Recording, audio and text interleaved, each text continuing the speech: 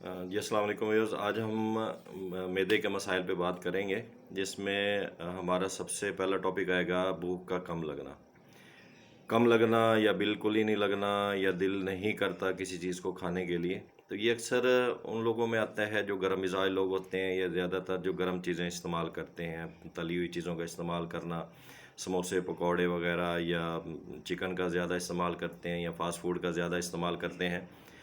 तो उनका मैदा हीट हो जाता है। हीट होने की वजह से क्या होता है कि उनका दिल नहीं करता कि वो खाना खाएं, या अगर उन्होंने खाना है तो ज़बरदस्ती ठूंसने वाली बात होती है जो कि उसको फ़ायदा नहीं देती।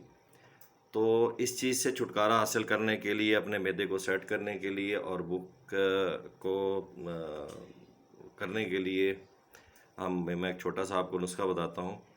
तो सबसे पहले तो आपने गर्म चीज़ों से परहेज़ करना है। परहेज़ करने के बाद आपने क्या करना है, ज़रशक ले लेना है 3 माशा, बादियान 5 माशा ले लेना है, आलू बुखारा ले लेना है तकरीबन 5 दाने, तुख्म खरफा स्याह 3 माशा वो ले लेना है, अर्के गौज़बान और अर्के नीलोफ़र ये 6 तोला ले लेना है। ऊपर वाली जो चीज़ें हैं इसको अर्के गौज़मान, अर्के नीलोफ़र, इसमें क्या करना है, आपने इसको थोड़ा पका लेना है। पकाने के बाद ये शरबत की शक्ल इख्तियार कर जाएगा।